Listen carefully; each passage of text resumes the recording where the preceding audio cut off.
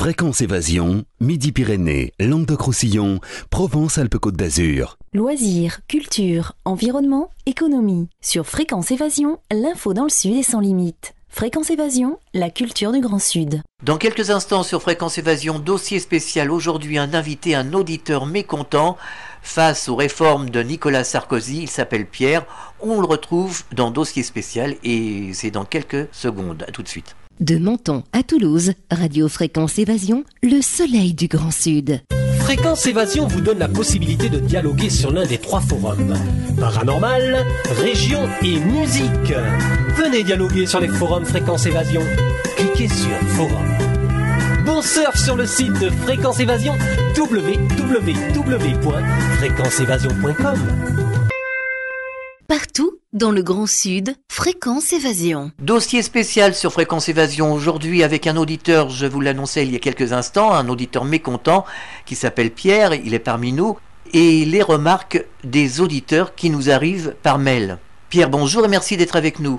Ça me fait grand plaisir de vous voir et puis de pouvoir vider mon sac, monsieur. Alors Pierre, vous êtes retraité, vous allez nous donner votre avis en tant que citoyen sur les réformes du gouvernement Sarkozy. Vous êtes très déçu et mécontent des réformes du gouvernement, c'est bien ça? Exactement, parce qu'on garde les mêmes et on recommence et puis on garde les mêmes procédés. Est-ce que vous pensez que la France doit être réformée? C'est pas une réforme, c'est un coup de balai général qu'il faut mettre. Tout remettre à plat et repartir avec des gens honnêtes. Récemment, vous avez constaté une baisse importante sur votre pension de retraite. J'ai eu le privilège de recevoir un courrier de la société qui m'emploie m'annonçant que le gouvernement prenait déjà 16% à cette dite société, à moi 14%, parce que c'est une retraite chapeau comme un milliardaire. À 20 € près, je suis considéré comme un PDG qui touche des millions par mois. Alors je trouve que M. Sarkozy a dit « je ne toucherai pas au pouvoir d'achat, je n'augmenterai pas les impôts ». Moi, je regarde ce que je vois, j'ai les courriers sous les yeux, et il est en contradiction avec ce qu'il a annoncé dans son programme électoral. Catherine de Toulouse et Jean-Pierre de Montpellier se plaignent de l'omniprésence du président Nicolas Sarkozy à la télévision. Quel est votre avis sur ce sujet ? Si c'était pour annoncer des bonnes nouvelles, il n'aurait pas besoin d'aller à la télévision. Là, il part à la pêche à l'électoral en ce moment. Là, ça commence, la campagne électorale, il l'a démarrée. Éric Defoy dans l'Ariège et Jean-Claude de Muret en Haute-Garonne sont 2 auditeurs au chômage et scandalisés par le train de vie de l'État. Éric nous dit pourquoi ne pas commencer par la réduction du budget de l'Élysée. C'est un budget qui est tout à fait secret et c'est normal que le président de la République ait un chauffeur et puis une voiture parce qu'il ne pourrait pas penser à conduire en pensant à tous les problèmes qu'il a. Là, là je suis d'accord. Mais là, je pars d'un point, la politique c'est un métier et un métier qui rapporte énormément. Ils n'ont pas le SMIC et ils ont la retraite au bout de 5 ou 6 mandats de députés ou de sénateurs. Et on n'a pas besoin de tous ces gens-là. Monsieur Raffarin qui parlait de la France d'en bas, il nous a mis au rez-de-chaussée. Monsieur Sarkozy nous met dans le sous-sol et la prochaine fois il va nous foutre dans le trou. J'ai bien relevé de salaire. Bon, j'ai pas à me plaindre. J'ai une retraite correcte. J'ai travaillé quand même. On payait les heures supplémentaires à ce moment-là. C'est ce qui m'a permis d'avoir un salaire décent et une retraite décente. 2000 € de retraite, c'est quand même pas le bout du monde. Hein. Selon un grand nombre de Français, le service public se dégrade. On le constate avec la grève des magistrats, la santé, la privatisation de certains secteurs administratifs. C'est aussi votre sentiment, Pierre ? Mais on reproche aux juges de ne pas faire leur travail, mais ils n'ont pas de personnel pour le faire. Hein, quand on parle du juge d'application des peines, le problème pour moi il est simple, il n'y a qu'à supprimer ce poste-là. Et puis que les condamnés, ils fassent leur peine jusqu'au bout, puis qu'on les laisse pas sortir. Encore aujourd'hui, il y a un pédophile qui a été arrêté, au bout de 15 ans de prison, il est ressorti, et il a réattaqué de petits gosses dans la région parisienne. Et alors si le juge d'application des peines avait fait son travail, il sera encore à l'ombre. Alors, je dis pas qu'on les mette à la porte, mais qu'on leur donne un poste là où il y a vraiment besoin. Le juge d'application des peines, dans ces cas-là, ne sert absolument à rien. Comme certains Français, est-ce que vous avez l'impression d'être manipulé, contrôlé par l'État, par le biais des médias? Mais on est fiché de tous les côtés et puis on n'a rien à cacher. Cédric de Brive-la-Gaillarde nous dit « Le gouvernement est de plus en plus incompétent, on ne prend pas les bonnes mesures, les riches sont toujours plus riches et les pauvres toujours plus pauvres. » Ça a toujours été, c'est normal qu'il y ait des riches et des pauvres, mais qu'il y ait une disparité un écart entre le salaire d'un pauvre et le salaire d'un grand président, il y a un écart qui est trop grand. Moi, je dis qu'on amuse la galerie avec tout ça, et tout le monde est mouillé là-dedans, et on essaye d'étouffer le problème. Christine de Gap nous dit l'émission récemment diffusée sur TF1 avec Jean-Pierre Pernaut, face à Nicolas Sarkozy, est incompréhensible, incohérente et ressemble à de la pure manipulation. Je suis excédé de voir que ce président et ce gouvernement se moquent des Français. En plus, on a choisi pour participer à cette émission des citoyens sans défense et surtout très intimidés par le fait d'être sur un plateau de télévision face et en présence de Nicolas Sarkozy. Ces intervenants n'osaient pas véritablement s'exprimer face au président. Ces émissions sont aseptisées et c'est une parodie, c'est préparé d'avance. On est au summum de l'hypocrisie. Quel est votre sentiment, Pierre? Est-ce que vous avez l'impression que cette émission a été préparée d'avance?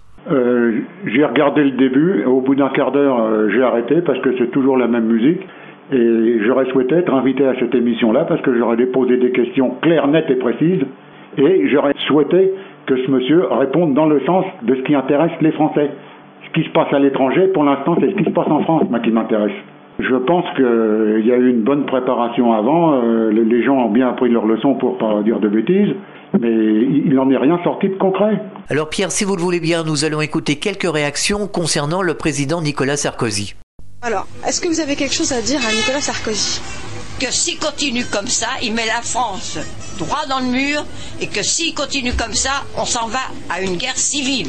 Et que j'ai 79 ans et que j'ai toute ma tête et que j'ai eu mon bac et que j'ai fait du doctorat.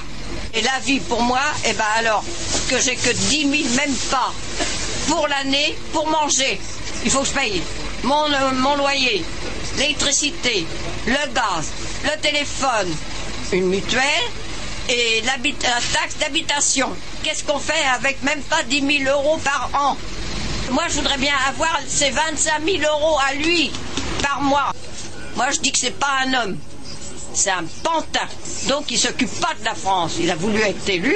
Et en plus de ça, c'est un monsieur très prétentieux. Pour moi, c'est pas un homme digne d'être président. Voilà. Lui demander de répondre aux attentes des Français.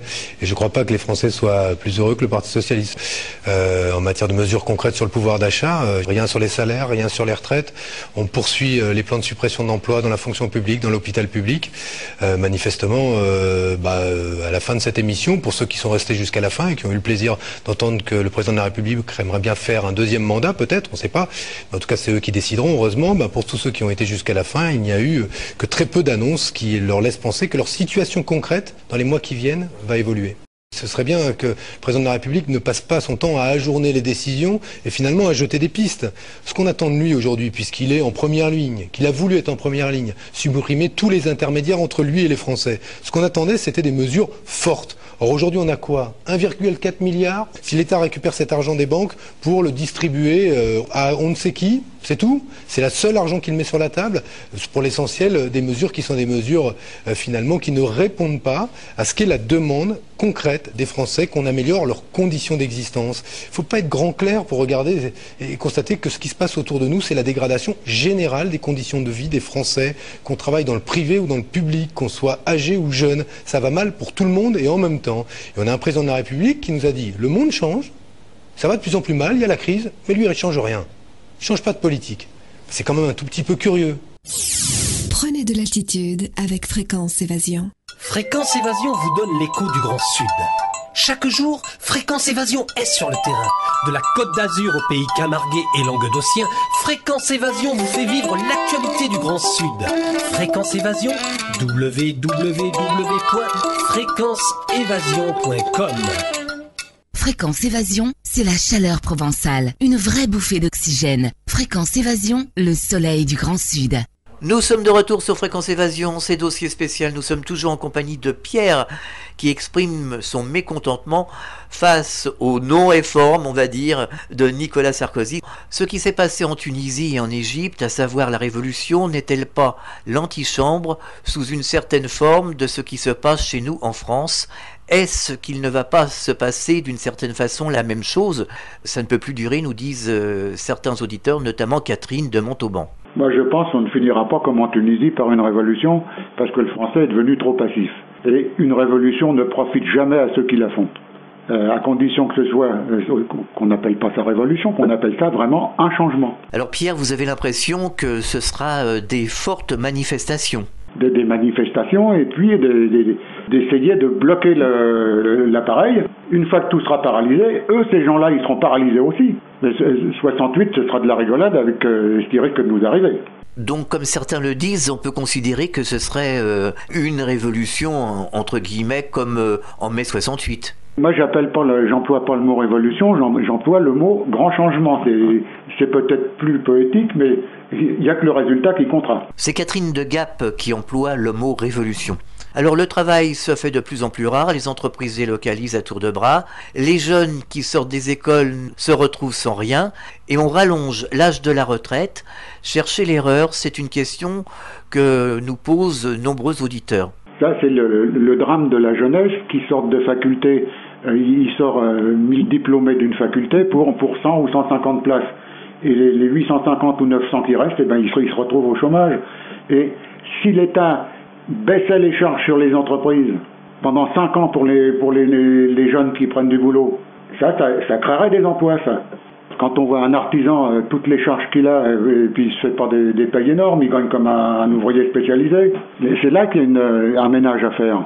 Un autre auditeur, Jean-Pierre de Montpellier, nous dit le gouvernement emploie la méthode Coué, la politique de l'autruche. Tout va bien, depuis des années déjà, avec la complicité des médias contrôlés par le gouvernement. Un changement de régime serait-il nécessaire pour repartir sur des bases saines? Sylvie de Martigues se pose la même question, elle est dans les Bouches-du-Rhône et elle nous écoute régulièrement.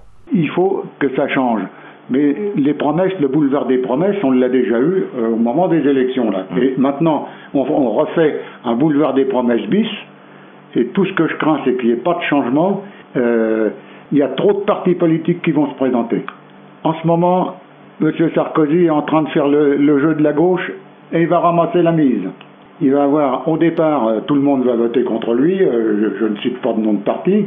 Tout ce que je crains, c'est que l'extrême droite arrive en tête devant les socialistes et automatiquement, il passera. Il repassera. Alors là, c'est que s'il repasse, c'est que les gens ils n'ont rien compris du tout. Et c'est pas sûr qu'il y ait une triangulaire encore. Alors, soi-disant que l'espérance de vie augmente au fil des années. Jérôme de Carcassonne, dans l'Aude, nous dit peut-être à condition de partir tôt à la retraite et d'avoir des conditions de vie et de travail générales satisfaisantes. Sinon, c'est le contraire qui va être constaté dans quelques années. Qu'est-ce que vous en pensez, Pierre, vous qui êtes à la retraite? Moi, pour l'instant, vu l'âge que j'ai, je me sens en bonne forme, à part des petits rhumes, des choses bénignes comme tout le monde peut avoir.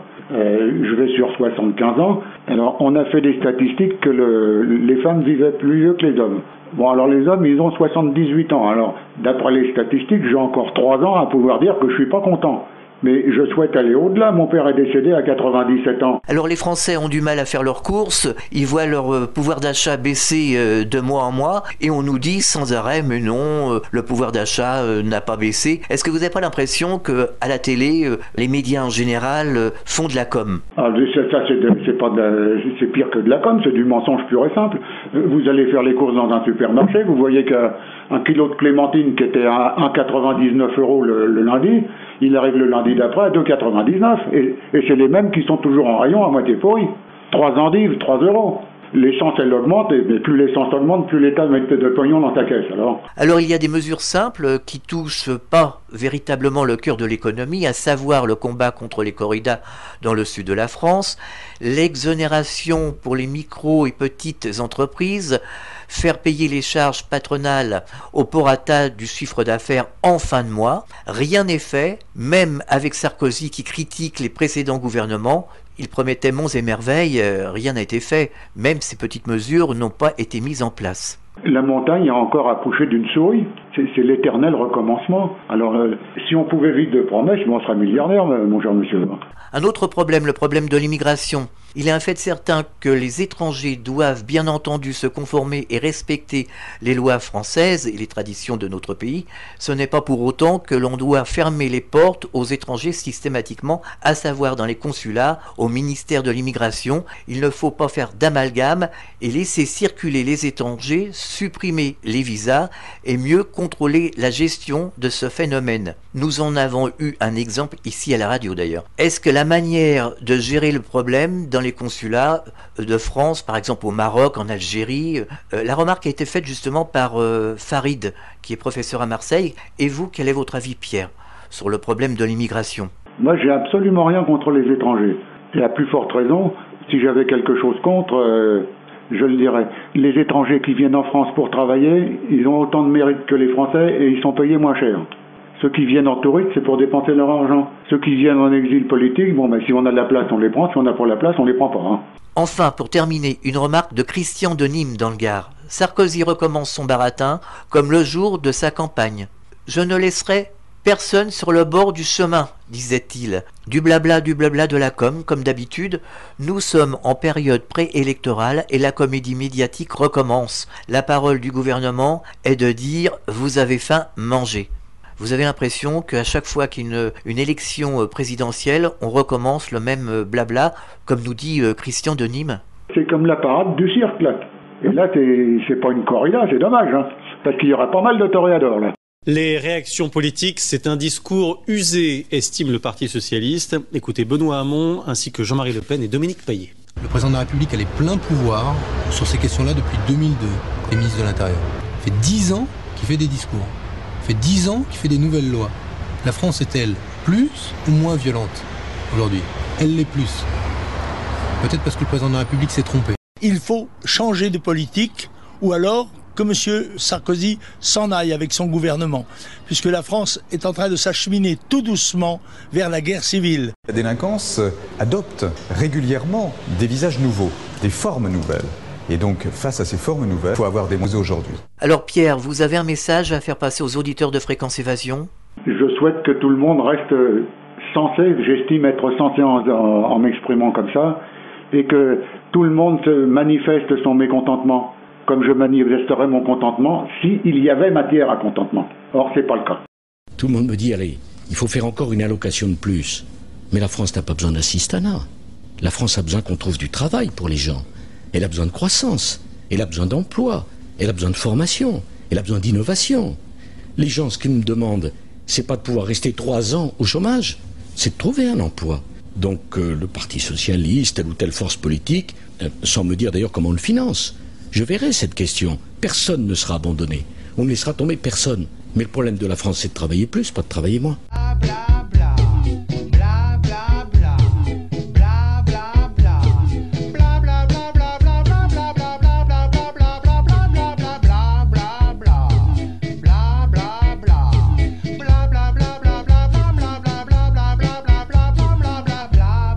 Je vous rappelle que vous pouvez vous exprimer en appelant le direct live de Fréquence Évasion au 09 79 35 29 60. Vous retrouverez le numéro de téléphone sur le site de Fréquence Évasion en première page. Pierre, merci d'avoir participé à cette émission sur Fréquence Évasion. C'était Dossier spécial. Au revoir et à bientôt. Avec grand plaisir quand vous voudrez. Merci également aux auditeurs qui nous ont envoyé de nombreux mails. À très bientôt pour un autre dossier spécial sur Fréquence Évasion. Fréquence Évasion.